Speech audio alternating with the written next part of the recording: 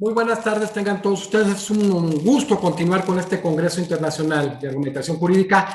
Hoy con un jurista de la más alta talla, don Sergio García Ramírez de México, expresidente de la Corte Interamericana de Derechos Humanos. Don Sergio, muchísimas gracias por estar presente hoy con la Academia Mexicana de Derecho Juan Velázquez.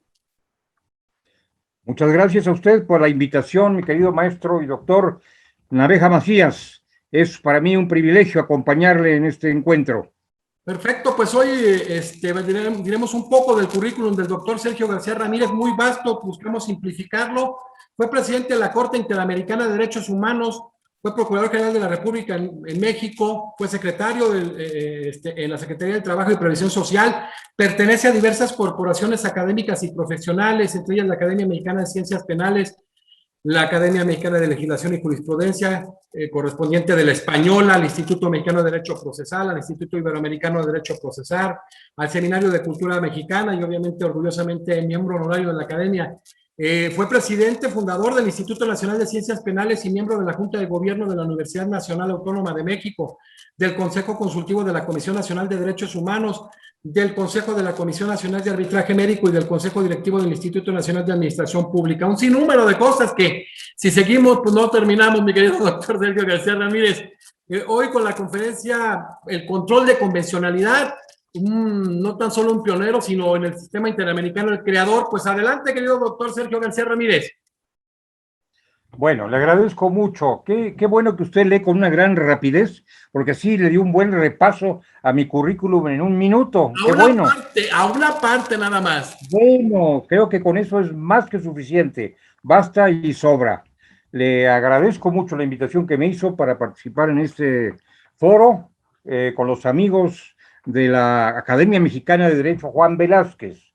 Y también me complace la posibilidad, no sé si remota o próxima, de que mis palabras de saludo lleguen a don Rodolfo Vigo, un amigo entrañable que tanto bien ha hecho a la magistratura y a la cátedra en Argentina y en México. En fin, son muchos los amigos que tengo por conducto suyo, doctor Naveja. Los saludo a todos y me aboco al tema al que usted me hizo el favor de invitarme. Ese tema es control de convencionalidad.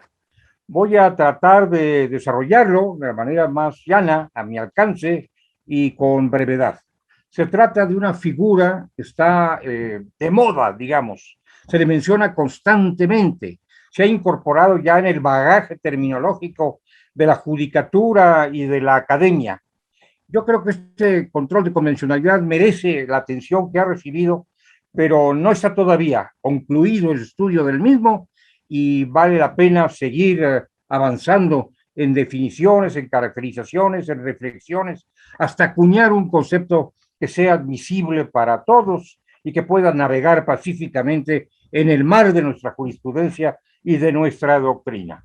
Yo diría que el control de convencionalidad implica una manifestación más, una elocuente manifestación de lo que podemos llamar la vocación transformadora de la jurisprudencia interamericana de derechos humanos. Algunos tratadistas como Armin Bomogdandi se han ocupado y con muy certero pensamiento de la vocación transformadora del constitucionalismo que anidó en México hace ya un buen número de años y que ha transitado por el mundo entero. Yo quisiera agregar a esa vocación transformadora la que tiene también la jurisprudencia de la Corte Interamericana de Derechos Humanos. Vocación para transformar realidades, para tocar realidades e incorporar cambios que sean benéficos para el ser humano. Por lo que toca al control de convencionalidad, me parece que no solo debemos concentrarnos en casos, en una especie de sucesión de casos en los cuales se le menciona, casos resueltos por la Corte Interamericana, que son muy numerosos, sino que vale la pena explorar con una ambición mayor, una ambición académica mayor, las raíces, el sentido, las implicaciones, la inserción del control de convencionalidad en el orden político y jurídico de nuestros países y su incidencia, que va siendo cada vez mayor en el orden internacional y en el orden nacional. Sería muy preocupante que concentrados nada más en algunos aspectos circunstanciales del control de convencionalidad y no en una marcha general de esta institución, perdiéramos de vista cuál es su destino, que debe ser claro, y cuál es o debiera ser su hoja de navegación. Yo tengo para esta charla, mi querido maestro y doctor Naveja, dos referencias que me van a servir como guía conductora. Una de ellas es la alusión al derecho convencional, otra la alusión a la función actual del juzgador. Estamos hablando del control de convencionalidad, por tanto hay que hablar del derecho convencional, me refiero a los derechos humanos. En todo momento me refiero a derecho convencional de los derechos humanos, no a otros órdenes de la convencionalidad. Y estamos hablando también de la forma en que ese control de convencionalidad se ejerce por el juzgador. Porque para mi gusto, para mi modo de ver las cosas, el control de convencionalidad es una facultad y una obligación del juzgador, no necesariamente de otros órganos o agentes del Estado. Quiero dejar esto muy claro porque hay distintos conceptos que yo respeto, desde luego, acerca de esta figura y acerca de la misión de los órganos del Estado en materia de convencionalidad. Pero el verdadero control, creo yo, que recae en las manos, en la sabiduría, en la técnica, en el quehacer de los tribunales. Hemos tenido, como es perfectamente sabido por quienes me hacen el favor de escucharme, desde luego por el doctor Naveja y por muchos colegas y amigos, hemos tenido un doble proceso de movimiento del tema de los derechos humanos en el orden jurídico nacional e internacional. Ocurrió primero una internacionalización del derecho constitucional que llevó la tutela de los derechos humanos de los textos fundacionales de nuestras constituciones hacia el derecho internacional de los derechos humanos, un orden jurídico emergente. Pero luego se ha producido, y enhorabuena que así haya sido, un movimiento de signo diferente, un tránsito distinto, una constitucionalización del derecho internacional. El derecho internacional de los derechos humanos ha florecido en las últimas décadas y hoy es un árbol muy frondoso cuyos buenos frutos se han trasladado afortunadamente al derecho nacional.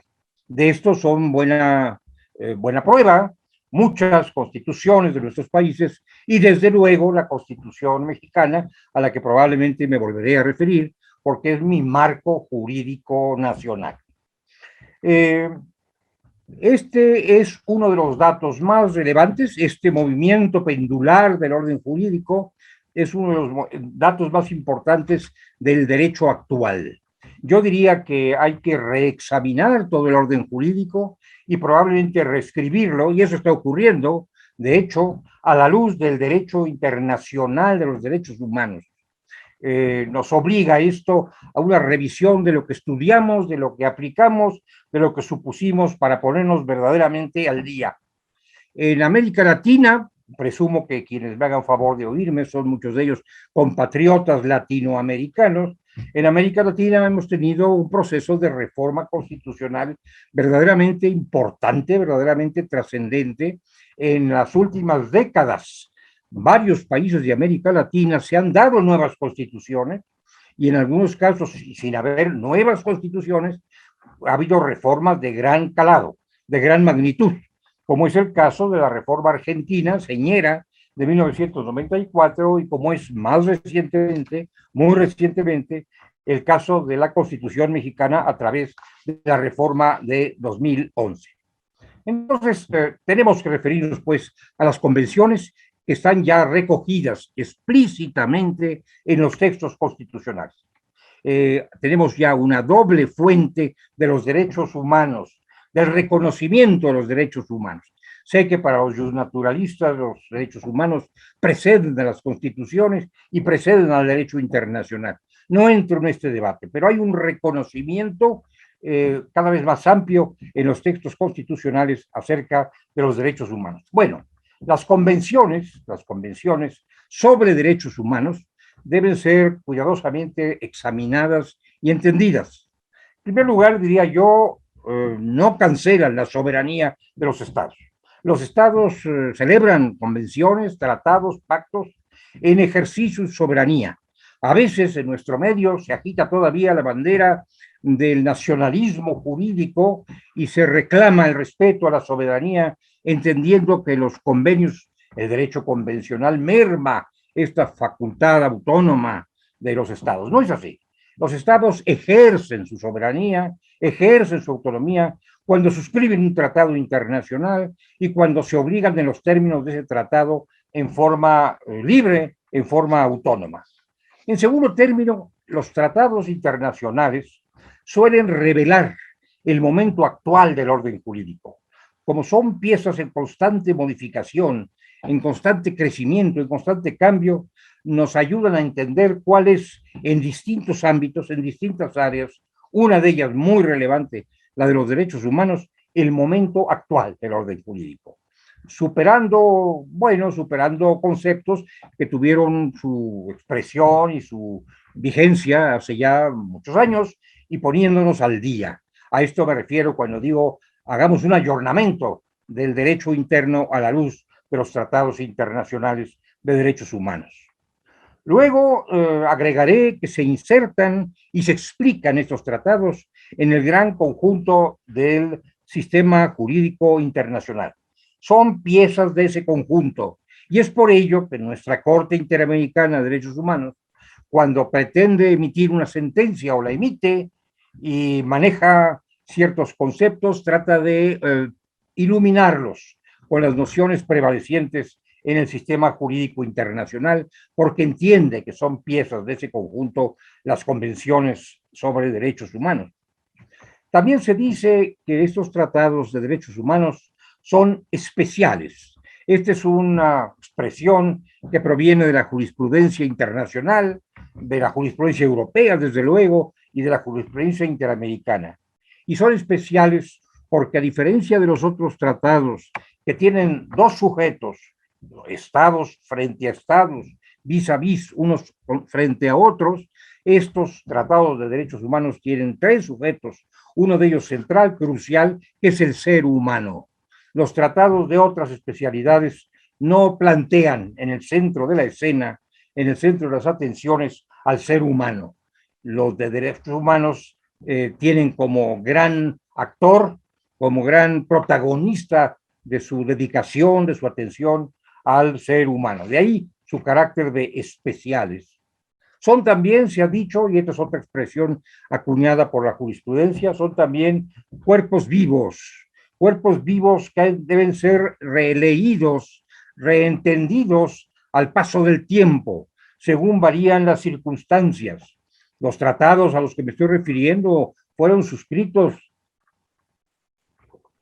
el Convenio Europeo en 1950, la Convención Americana en 1969, el tiempo ha pasado y no se han modificado las palabras estampadas en los documentos en que constan esos tratados, pero se ha cambiado la circunstancia, ha cambiado el mundo y por lo tanto lo que se dijo entonces, que es perfectamente válido, debe ser leído con los ojos de este tiempo, con una mirada contemporánea, con unos anteojos de este año, no con los anteojos de 1950 o de 1969 solamente. Esto no es violentar los tratados, esto es tratar de que se hallen al día y de sigan sirviendo a la vida de hoy como sirvieron a la vida de ayer.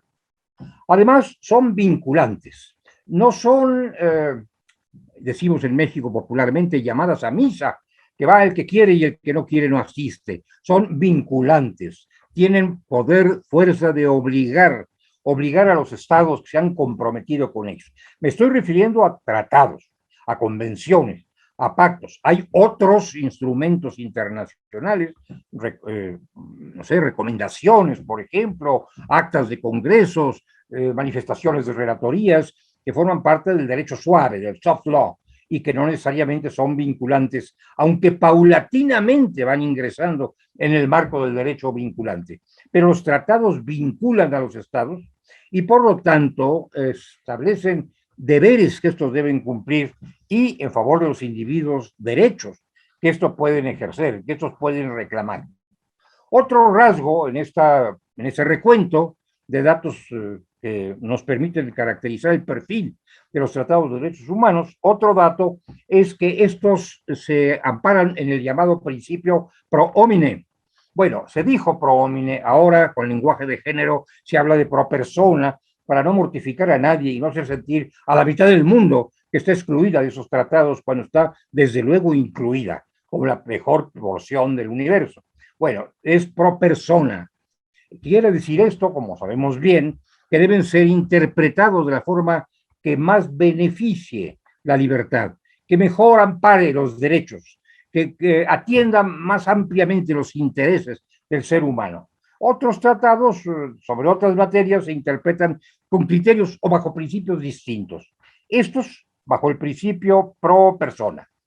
También estos tratados internacionales, a diferencia de algunos otros, cuentan con instancias igualmente internacionales, y a veces se dice supranacionales, de tutela, de supervisión, comisiones, comités y desde luego tribunales. En el caso nuestro, un tribunal, la Corte Interamericana de Derechos Humanos. En el de Europa, la Corte Europea. En el de África, la Corte Africana. En fin, lo que quiero destacar es que hay instancias internacionales o supranacionales, no me enredo ahorita en la caracterización de cada uno de estos conceptos. Hay instancias de esa amplitud, de esa enjundia, para supervisar el cumplimiento de los tratados internacionales. Que estos no queden como repique de campanas, sino que efectivamente se les dé cumplimiento. Nótese además que todos los grandes instrumentos declarativos y normativos sobre derechos humanos consideran la existencia de un comité o de una comisión, de un ente supervisor. El Gran Pacto Internacional de Derechos Civiles y Políticos de Naciones Unidas tiene en su haber un comité de derechos humanos, un magnífico comité de derechos humanos que ha venido informando nuestra idea de los derechos humanos a lo largo de muchos años. El Pacto Internacional de Derechos Económicos, Sociales y Culturales cuenta también con un comité de esta especialidad y otros tratados de esa magnitud, de esa majestad, tienen sus propios instrumentos. Nuestra Convención Americana, por supuesto, pues estatuye la existencia y le da potencia, le da fuerza, le da vigor de la Comisión Interamericana de los Derechos Humanos y de la Corte Interamericana. Todos estos tratados de derechos humanos, sobre todo los de carácter general, como la Convención Americana, como el Pacto Internacional de Derechos Civiles y Políticos, imponen a los estados un deber de garantía, es decir, de organización del Estado y de su orden jurídico y administrativo, de manera que garanticen verdaderamente los derechos enunciados en los propios tratados internacionales. Además, están tutelados esos tratados con una garantía colectiva que supone el consenso, la participación, el concierto de todos los estados comprometidos en su calidad de garantes colectivamente, además de serlo individualmente, de la observancia y el cumplimiento de los derechos fundamentales.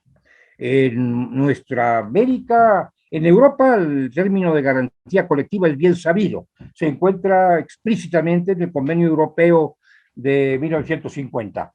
En la Convención Americana no es explícito, se deduce, sin embargo, del aparato de esa convención, y últimamente la Corte Interamericana se ha ocupado de ponderarlo, de destacarlo, de destacar, digo, la enorme importancia que tiene también en América esta garantía colectiva. Ahí está, para los que quieran leerla, la opinión consultiva número 26 de 2020, que tiene que ver con diversos problemas, no quiero distraerlos con estos, pero también ahí se pone el acento sobre la existencia y el sentido de esa garantía colectiva de los derechos humanos.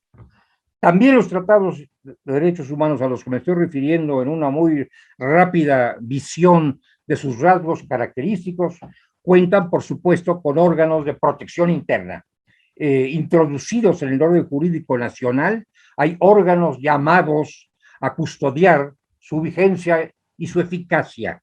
En México, por ejemplo, la justicia en materia de amparo, y en otros lugares la justicia de garantías o la justicia de los derechos humanos, con distintas denominaciones, y desde luego también con un carácter diferente, no jurisdiccional, la institución del ombudsman, que menciono específicamente por su reciente, creciente, notable importancia que se ha aclimatado en nuestros países y desde luego en el mío bajo el rubro de comisiones de derechos humanos.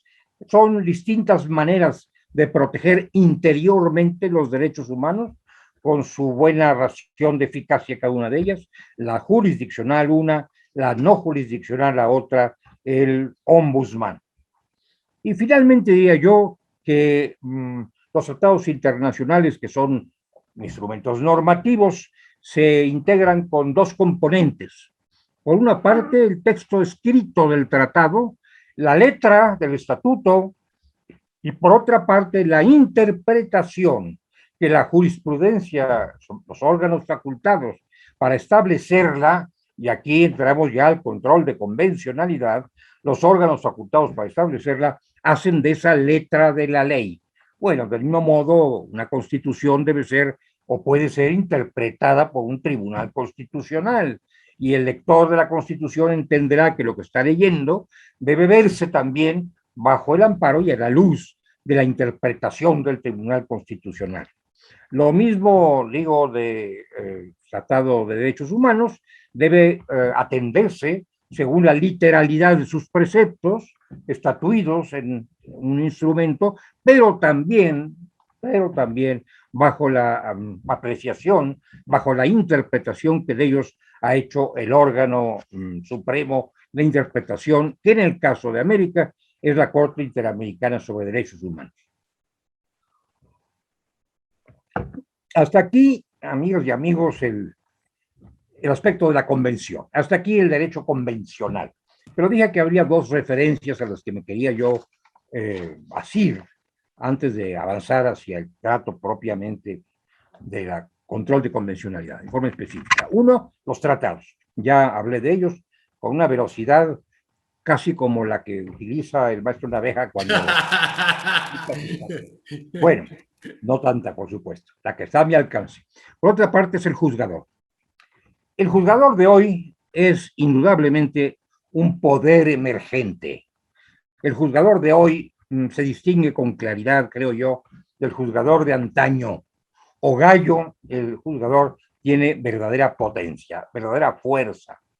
Ya no es, como dijo Montesquieu, la boca que pronuncia las palabras de la ley. Y no estoy impugnando a Montesquieu. Lo que él dijo tenía absoluta razón, sentido, cuando lo dijo en el siglo XVIII, en que se estaba reivindicando la función de los parlamentos frente a la omnipotencia de los monarcas. Entonces se dijo, bueno, los que dictan las normas son los parlamentos, y el juzgador no dicta normas, simplemente es la boca que pronuncia las palabras de la ley emitida por los parlamentos. Pero hoy día las cosas se ven de otra manera, se entienden de otra manera. Ya no es la boca que pronuncia pues las palabras de la ley, ya no es ese órgano menos poderoso, menos temible al que se refirió Alexander Hamilton en los albores del derecho constitucional norteamericano, los padres de la federación. Hoy ha pasado de ser un lector de la ley a ser verdaderamente un creador del derecho. Yo sé que hay mucha discusión, mucho argumento en torno a esta idea de que el juez crea derecho. Bueno, crea sin duda normas jurídicas individualizadas, la sentencia, y esto el propio Kelsen lo ha expuesto con brillo. Pero no solamente crea normas jurídicas individualizadas para los sujetos que contienden, sino también participa en la creación del derecho objetivo cuando, como lo hace una corte constitucional o una corte internacional, interpreta el sentido de una norma que obliga a todos. No solamente es una norma inter partes, sino que es una norma erga omnes. Y en este sentido, y solo en este, es que debemos recoger la idea de que el juzgador es un creador de derecho. Un creador de derecho, un formador del derecho objetivo que actúa inmerso en una gran política, no en una politiquería partidista, facciosa, sino en la gran política internacional de los derechos humanos, promotora de los derechos, y también en la gran política nacional de los derechos humanos y de la democracia.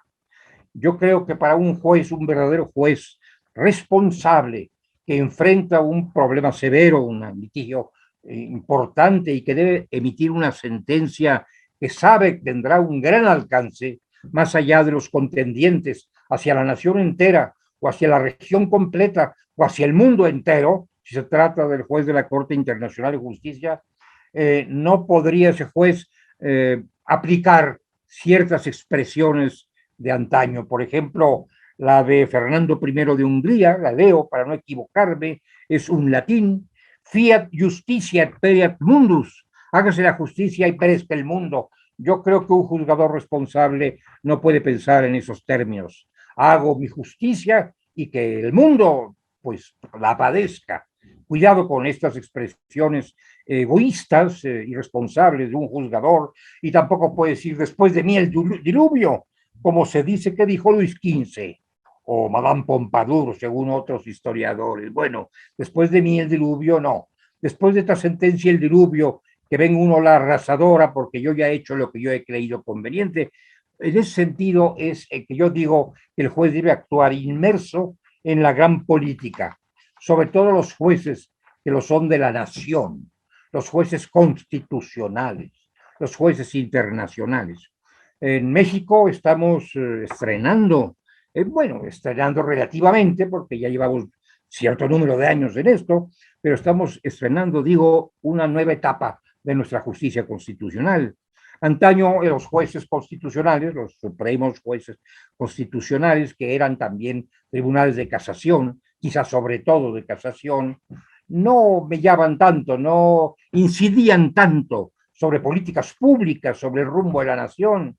Hoy, y esto lo sabe muy bien el doctor Naveja, lo sabemos los abogados mexicanos, hoy la Suprema Corte de Justicia se pronuncia sobre temas que no solamente conciernen a las partes en pugna, si se trata de un amparo o una autoridad o a un quejoso, sino que interpretan el orden jurídico e inciden en políticas públicas, en grandes políticas públicas, y determinan aspectos esenciales de la vida política, de la vida social, de la vida económica. Esto es un quehacer, no de todos los jueces, pero sí de esos jueces más enjundiosos que tienen en sus manos el destino de la gran justicia constitucional o internacional.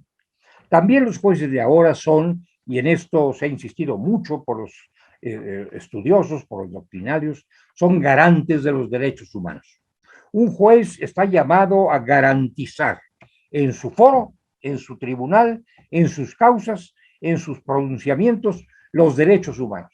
No puede ignorar este dato, debe estar atento a él y por lo tanto debe actuar como un juzgador de derechos humanos, aunque el tema que tenga ante sí no necesariamente sea un conflicto de violación de derechos humanos. Pero no debe perder de vista el signo de los derechos humanos, que debe amparar por igual a todas las partes en la contienda y el desarrollo mismo del juicio. Bien, este gran derecho internacional de los derechos humanos se ha incorporado, amigas y amigos, en nuestro orden jurídico interno a través de lo que yo llamaría o he llamado puentes. Los puentes para que por ellos transite el derecho internacional de los derechos humanos, eventualmente de otros derechos, pero en fin, yo hablo de los derechos humanos hacia el orden jurídico interno, superando aquella antinomia, aquella querella entre la prevalencia de un derecho u otro, el orden internacional o el orden constitucional, para que no haya este tipo de antinomias que al que mellan finalmente es al ser humano. Es conveniente tender puentes de acceso del órbito internacional al nacional. Puentes que son, en primer término, el constitucional. Recoger, ya lo dije, en la Constitución, el orden jurídico internacional, admitiéndolo expresamente. Así lo han hecho las constituciones, muchas constituciones de América Latina.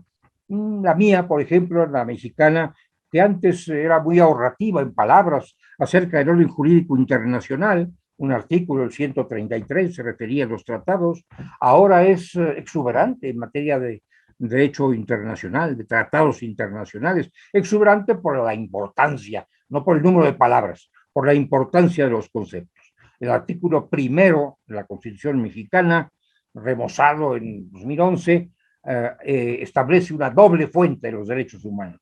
La nacional, nuestra mejor tradición liberal y democrática, y la internacional que proviene de los tratados. Un segundo puente es el puente legal.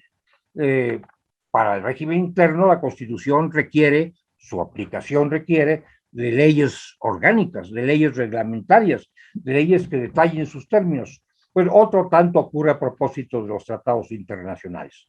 Se requieren leyes internas que prevean la existencia de los tratados, por supuesto, al amparo de la Constitución, y que digan de qué forma van a ser cumplidos, de qué forma van a ser recogidas las sentencias o las disposiciones de los tratados internacionales en las relaciones jurídicas concretas.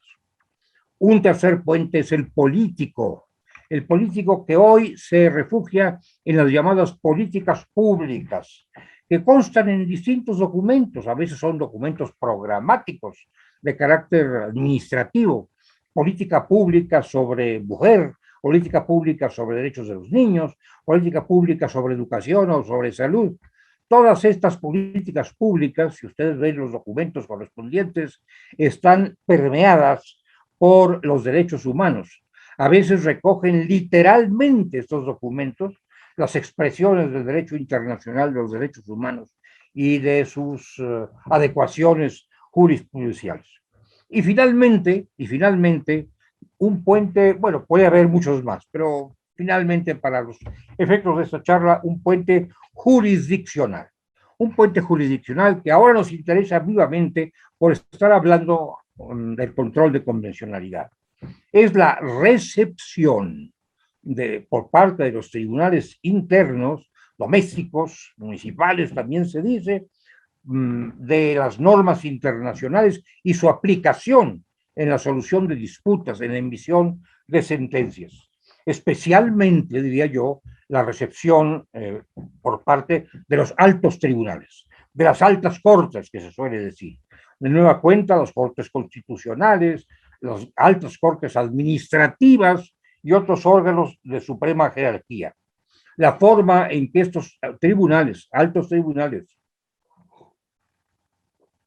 recogen el derecho internacional, permea luego, influye luego en la recepción también del derecho internacional por parte de otros tribunales, por tribunales de otros grados. Aquí se practica un diálogo jurisprudencial, yo le llamo más bien jurisdiccional, porque no son las jurisprudencias las que dialogan, son las jurisdicciones las que se comunican y dialogan. Un diálogo jurisdiccional que tampoco es simplemente reunirse socialmente los juzgadores o un ejercicio de erudición que demuestre que el juez conoce la jurisprudencia internacional, sino que es la adopción en común de criterios compartidos, que llegan a ser compartidos para construir con esa adopción en común de criterios un derecho común también, el que también se suele llamar el jus comune, el derecho común internacional. No es algo que solamente sirva para acreditar la erudición de los jueces, sino para establecer un nuevo orden jurisdiccional. Bueno, yo ahora paso también en forma muy somera a referirme, habida cuenta ya de que hemos charlado sobre convenciones, control de convencionalidad, es decir, recepción de convenciones, control judicial de convencionalidad, es decir, canal judicial para recibir estas convenciones. Ahora paso a referirme a la figura llamada control de convencionalidad, su aparición en el escenario y sus desarrollos e implicaciones. Algunos amigos bondadosos se han referido a mi propio trabajo como doctrinario, como jurista, a propósito del control de convencionalidad. Yo quisiera decirles a quienes me hacen el honor de escucharme, y luego con absoluta modestia, que la primera vez que yo aludí a este tema, no lo hice con la palabra, con las palabras con las que ahora le aludo, control de convencionalidad. Allá en el año 2001, en un remoto 11 de septiembre de 2001, en la presentación de un libro sobre derecho procesal constitucional, dije yo que al lado del control de constitucionalidad propiamente que se estaba ejerciendo, y estaba yo aludiendo entonces al amparo mexicano, había otra forma de control de la que debíamos tomar nota y de la cual teníamos que aplicar con cuidado. Y dije entonces, y tengo aquí una tarjetita donde lo recojo, que al control de constitucionalidad ha venido a añadirse lo que pudiéramos denominar, siempre en aras de los derechos humanos, control de internacionalidad. Pues sí que yo me referí a esta figura. Control de internacionalidad en la medida en que se trata de valorar actos nacionales a la luz de actos internacionales. Aquellos, los nacionales, de voluntad doméstica, estos, los internacionales, de voluntad regional e inclusive ecuménica. Así me referí yo a este control hablando de internacionalidad.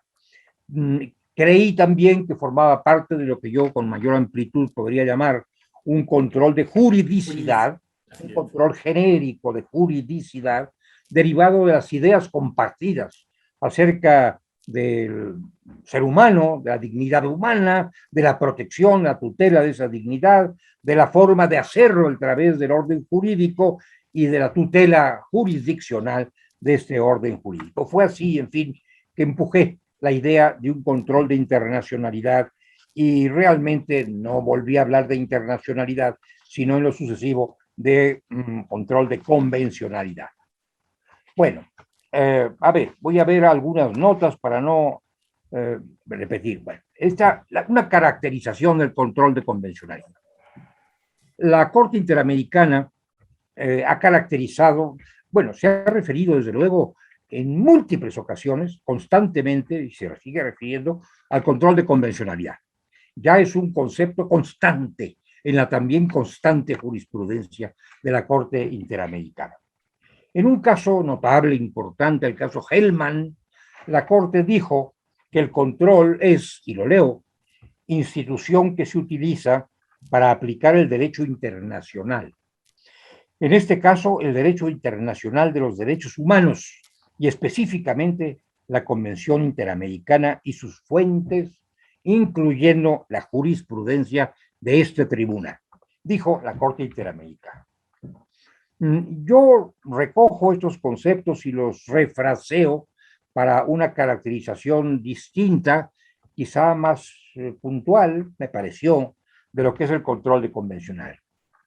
Y digo que es un procedimiento de verificación de la congruencia entre los órdenes jurídicos nacional e internacional, con efectos vinculantes, no para fines especulativos o académicos, con efectos vinculantes, ejercido tanto en el plano internacional, por parte de la Corte Interamericana, en su caso, como en el orden nacional, por parte de los tribunales internos. En el control de convencionalidad, planteado de esta manera, se abarca el juicio que hace un tribunal acerca de la materia sujeta a su competencia y se abarca también, por supuesto, la decisión que finalmente emita en torno a esta materia. ¿Qué es lo que asegura este control de convencionalidad? Primero, perdonen ustedes, yo lanzo mis propias ideas, como las considero, pero puede haber, desde luego, pareceres mucho más completos y pertinentes que el mío, y yo los reconozco y los respeto. Pero primero, lo que pretende asegurar el control de convencionalidad es la mejor protección a los derechos y libertades de la persona, puesto que su criterio rector es necesariamente pro persona. A través del control de convencionalidad se quiere asegurar con mayor amplitud que solo a través del control de constitucionalidad o de legalidad, digamos, esa protección a los derechos y libertades bajo el régimen del principio pro persona, que no se detiene ante las normas internas que pudieran significar escollos o piedras en el camino de la protección. La Convención de Viena sobre el Derecho de los Tratados dice con toda claridad que un tratado no puede invocar para incumplir sus deberes internacionales obstáculos de orden interno. Bueno, no puede hacerlo y por lo tanto el control de convencionalidad va más allá, remonta, rebasa, esquiva, elude los obstáculos de carácter interno. Segundo, el control de convencionalidad en el plano interamericano, que es el que nos interesa ahora, pretende asegurar la integridad y la operación del sistema internacional de protección y específicamente del interamericano. Como el control de convencionalidad se hace a la luz, bajo el imperio de la Convención Americana, lo que pretende asegurar es que ese sistema, el interamericano, depositado en la Convención Interamericana, mantenga su eficacia, mantenga su vigencia y sea un sistema de protección plena en todo el ámbito regional sobre el que se ejerce su majestad.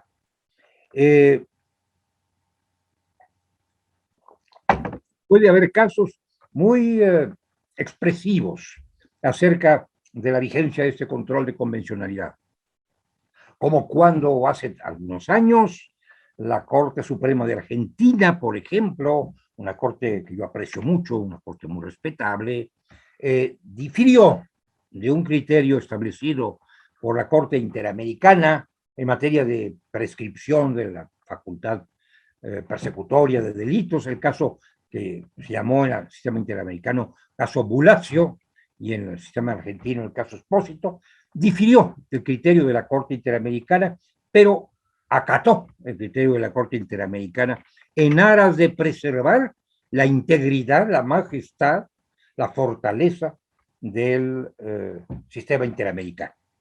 Debo decir que años más tarde, en relación con ese mismo punto, la Corte Interamericana modificó su opinión. Yo creo que tenía razón la Corte Argentina y enhorabuena que con una reflexión más acuciosa, la Corte Interamericana haya podido hacer algún ajuste y emitir una jurisprudencia distinta de la que originalmente había sustentado. Pero en fin, no pretendo analizar el punto específico, sino hacer mérito de esta posición de un tribunal, un alto tribunal americano frente al sistema que quiso preservar y proteger a pesar de que difería en algún punto de los criterios de la Corte Interamericana. Y en tercer término, se pretende asegurar la elaboración de este anhelado jus comune, un corpus juris americano que verdaderamente abarque a todos los estados de la región, que verdaderamente represente el germen, el corazón de un jus comune con eficacia y con congruencia aceptables para todos los estados de América. Esto es algo que también se pretende, por supuesto, a través del control de convencionalidad. Y creo yo, amigas y amigos, que esto último, lo que acabo de mencionar, esta elaboración del corpus juris y del jus comune, debe ser cuidadosamente ponderado frente a otros regímenes de control muy nobles, muy importantes, que no necesariamente absorben el control de convencionalidad. Por ejemplo, el control de constitucionalidad. El control de constitucionalidad es un mecanismo interno que quiere acomodar, y enhorabuena que así sea, los actos domésticos a la Constitución Nacional. Tenemos una Constitución Nacional, hay que ajustar a ella todo lo que ocurra en una cierta jurisdicción igualmente nacional. Esa es la encomienda, ese es el motivo, la razón de ser, el objetivo, el destino del control de constitucionalidad. El control de convencionalidad no pretende eso, no pretende ajustar la conducta, los actos de los estados a la constitución de los estados, sino a la convención, al régimen internacional. Entonces, son dos controles muy parecidos, yo diría fraternos, hermanos, aledaños, pero no se confunden, son distintos, sus objetivos son diferentes y hay que tomarlo en cuenta cuando se pretende ejercer el control de convencionalidad. Bueno, vamos a ver. La idea del control de convencionalidad, voy a saltarme algunas notas porque no quiero abrumarles. La idea del control de convencionalidad y su desarrollo ha sido ampliamente abordada por la doctrina, sobre todo la española, la latinoamericana y dentro de ella, desde luego, la mexicana. Hay toda una doctrina argentina acerca del control de convencionalidad muy, muy respetable, ¿no? Y también hay muchos tratadistas mexicanos que se ocupan de eso. La primera vez que se aludió al control de convencionalidad, digo yo y lo subrayo, que el control de convencionalidad es una figura oriunda de la doctrina de la Corte Interamericana de Derechos Humanos, y no digo que antes no se hiciera control de convencionalidad, obviamente se hacía control de convencionalidad, lo hacía la Corte Interamericana misma, o lo hace la Corte Europea, o lo hace la Corte Africana, por supuesto que hacen control de convencionalidad, pero la doctrina del control de convencionalidad sí nace de la reflexión en el seno de la Corte Interamericana de los Derechos Humanos. La primera vez que se habló de ella fue en votos particulares de un caso de Guatemala, el caso Mac Chan, del año 2003, va a cumplir 20 años. En ese momento, el autor de ese voto particular, ¿verdad? Se refirió a un control de convencionalidad. Don Sergio. No hubo, bueno, pero no hubo un desarrollo de la doctrina, simplemente nos referimos, o me referí pues, al control de convencionalidad. Luego vino otro caso importante, el caso Tibi, un caso de 2004, en el cual volví a referirme al control de convencionalidad e hice en ese momento una especie de cotejo, de comparación entre el control de constitucionalidad y el control de convencionalidad, destacando sus aspectos comunes, sus aspectos compartidos, pero también sus diferencias. Algún tiempo después, en el 2006, es decir, 3 años después de Mac Chan y 2 años después de Tibi, vino un caso señero, un caso fundamental de la Corte Interamericana, un caso de Chile, el caso Almonacid. Ahí la Corte Interamericana recogió e hizo suya el Pleno esta idea e inició su gran desligado, el tratado, un aburro con una lectura prolija, no son unos cuantos renglones. Al estar obligado el Estado internacional, el Poder Judicial, por favor, voy subrayando conceptos, el Poder Judicial debe ejercer una especie de control de convencionalidad, con qué cautela, con qué recato, una especie de control de convencionalidad, la expresión todavía no estaba acreditada. Así es. Entre las normas jurídicas internas que aplican en los casos concretos y la Convención Americana sobre Derechos Humanos. Este ejercicio de verificación de conformidad. En esta tarea, sigue diciendo la Corte Interamericana, el Poder Judicial, ojo, el Poder Judicial debe tener en cuenta no solamente el tratado, sino también la interpretación que del mismo ha hecho la Corte Interamericana, intérprete última de la Convención Americana. Hasta ahí el caso Almonacid, pero ya estaba en la mesa el control de convencionalidad. Aunque fuera con esa expresión discreta, reticente, tímida todavía, una especie de control de convencionalidad. Vinculante. Sí. Bueno, no estaba acreditado el término. Nunca se hubiera dicho una especie de control de constitucionalidad, es un término cuñado. Bueno, pasemos a otra sentencia, muy poco tiempo después, meses después en realidad, casi días. La sentencia de trabajadores cesados del Congreso, se conoce muy bien, más una vez, de 2006. En esa sentencia, la Corte Interamericana afinó, si cabe la expresión, su criterio e introdujo algunos elementos relevantes que informarían el desarrollo posterior de la materia. Dijo, el control debe ejercerse de oficio, es decir, motu propio, no a instancia, no necesariamente por instancia de las partes, que obviamente pueden instar, pero los jueces deben hacerlo motu propio, enlazado con la facultad Jura Novit Curia, que es una facultad que ha utilizado con constancia la Corte Interamericana. Bueno, tenemos ya una obligación para los tribunales. Segundo, dijo, el control debe ejercerse por los juzgadores, evidentemente, subrayo el adverbio, evidentemente, le pareció evidente a la Corte Interamericana, es decir, obvio, necesario, en el marco de sus respectivas competencias, ojo, competencia, y de las regulaciones procesales correspondientes. Esto quiere decir que debe haber una atribución de competencia para hacer el control y un procedimiento para que se desenvuelva esa competencia y se lleve adelante el control hasta sus últimas consecuencias. Esto debe ser observado, me parece, porque implica un quehacer legislativo. Es garantía de un individuo que la competencia provenga de la ley y no del arbitrio del juzgador. No, motu propio el juzgador se atribuye competencia. No, es garantía del justiciable que esa competencia esté preestablecida a su causa, que sea clara y suficiente y que el juzgador la ejerza.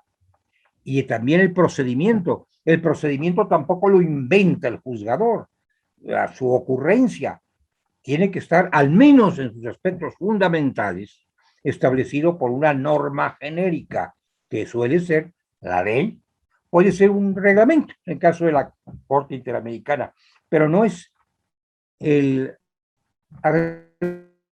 arbitrio del juzgador creando la competencia y el procedimiento del cual se va a valer. Entonces, esto fue algo que destacó en esta segunda.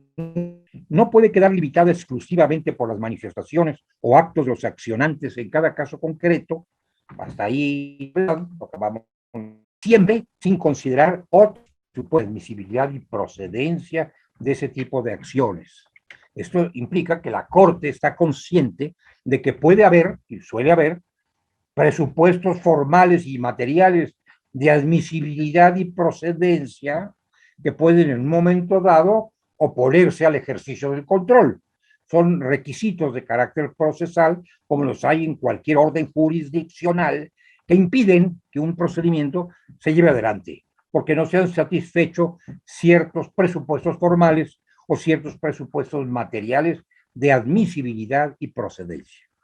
Esto, a lo que me estoy refiriendo en este momento, admisibilidad y procedencia, hasta donde llega mi conocimiento, no ha sido materia de gran desarrollo por parte del Tribunal Interamericano o por parte de la doctrina. Pero ahí está. Estas son las aportaciones de trabajadores cesados. Bueno, no podemos ir ni lo pretendo, sentencia por sentencia, viendo lo que agregó cada sentencia. Vamos a ver los grandes hitos. Primero, Almonacid. Poder judicial ejerce el control. Es el contralor, el Poder Judicial. Así es. Hellman, de 2011. 24. El control, se dijo en ese caso, es función y tarea de cualquier autoridad pública y no solo del Poder Judicial. Cabrera Montiel, de 2010. Bueno, debía haber mencionado primero Cabrera Montiel, de 2010. Los jueces que ejercerán el control, los jueces y los órganos vinculados a la administración de justicia en todos los niveles. Aquí ya se empieza a modificar la orientación inicial muy judicial del control de convencionalidad. Luego viene Masacre de Santo Domingo y con estas otras sentencias, todas las autoridades y órganos de un Estado parte en la convención tienen la obligación de ejercer un control de convencionalidad. Mendoza, que subraya la obligación que se tiene de ejercer ese control por parte del Ministerio Público.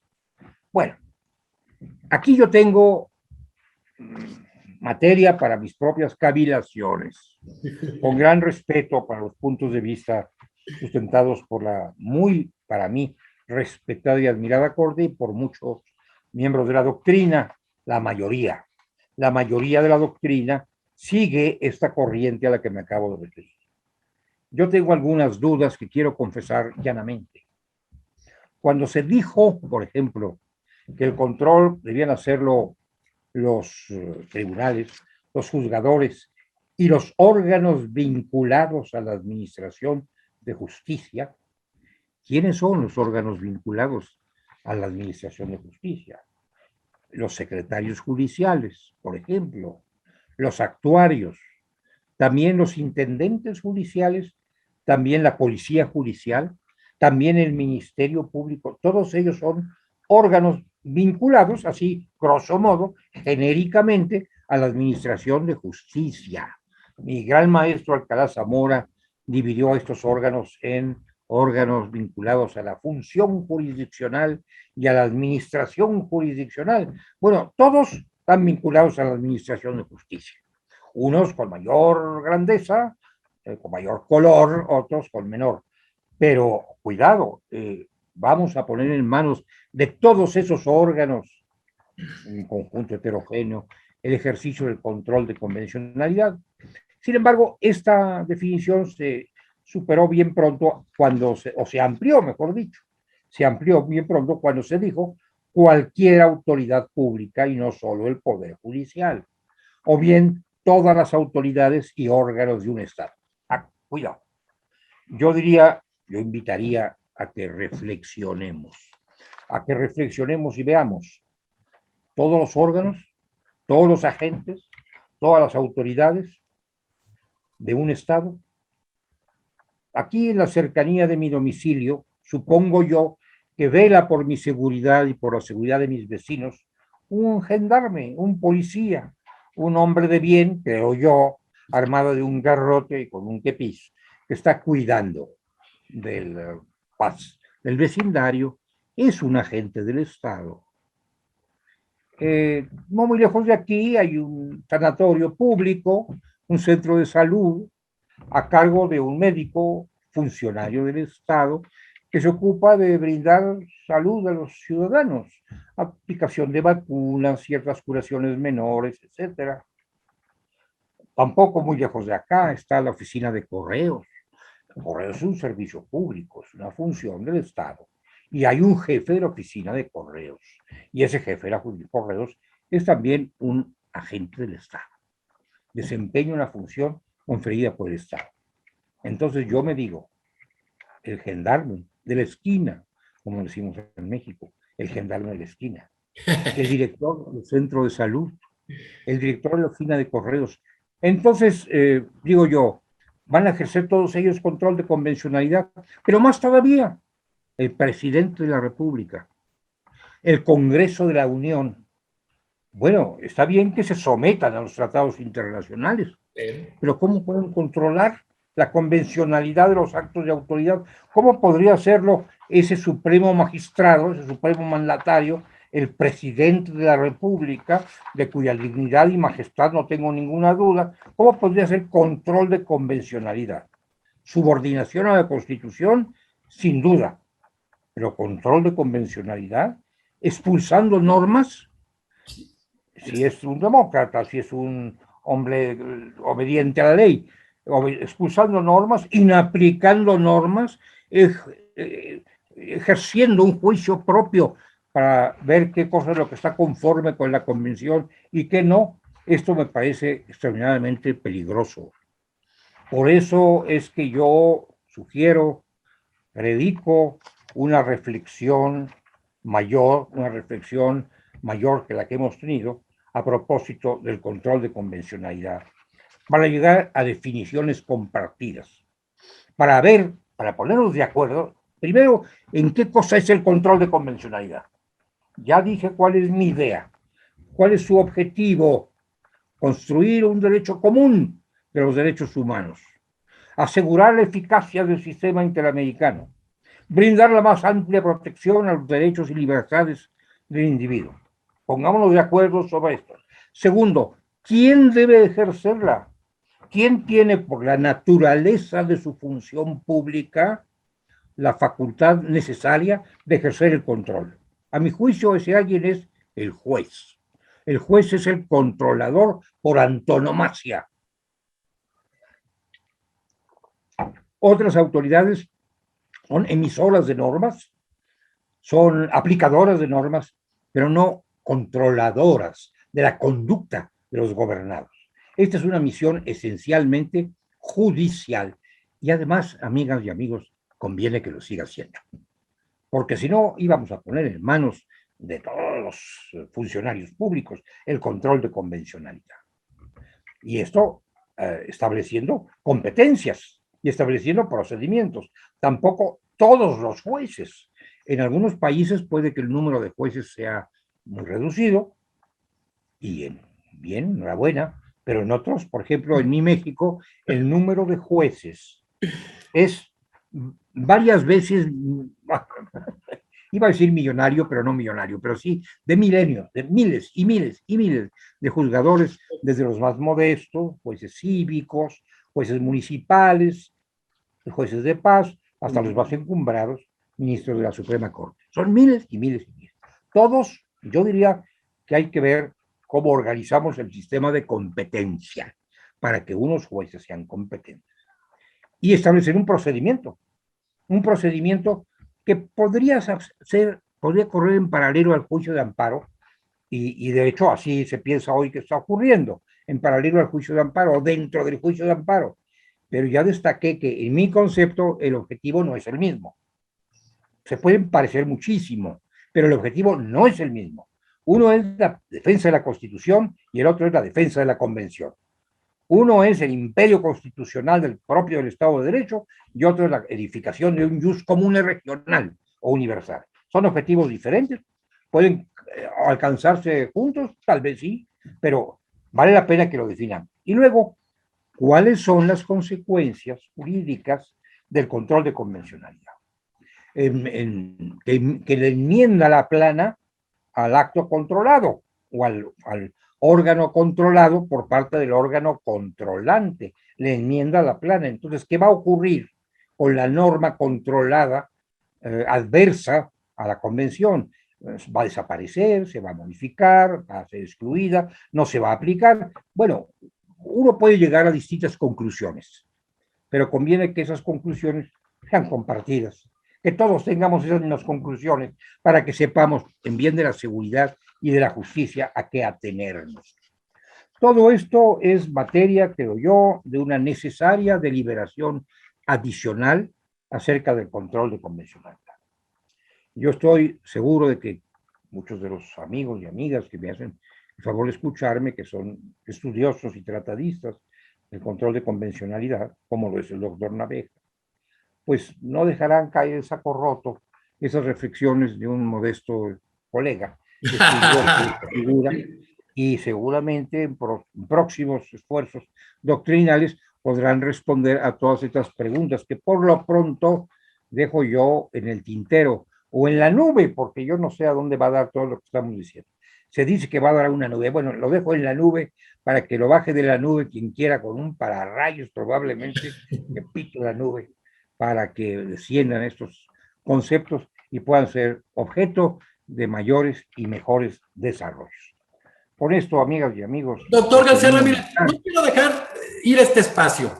En algunas charlas de sobremesa ya había abordado usted, por ahí estábamos una vez Gerardo de todo, su servidor y yo, este tema de cuando estaba usted acuñando, porque quién lo acuña, quién lo genera en el sistema interamericano, ese MACCHAN de 2003 contra Guatemala, el caso Tibi contra Ecuador 2004, no sé si en el Vargas Areco de Paraguay en 2005, genera usted todo este movimiento, todo este concepto, y hablaba de denominarlo la duda de internacionalidad o de juridicidad. Usted ya concebía, doctor, usted que es un estudioso del tema, más capaz en el tema, yo sé que es muy humilde no decir, que es quizás haber buscado el tema del control de juridicidad hubiera implicado delimitar la facultad del juzgador para conocer, que no hubiera pasado sobre todo lo que sucedió en el caso Hellman del 24 de febrero del año 2011, que se extiende a todas las autoridades públicas.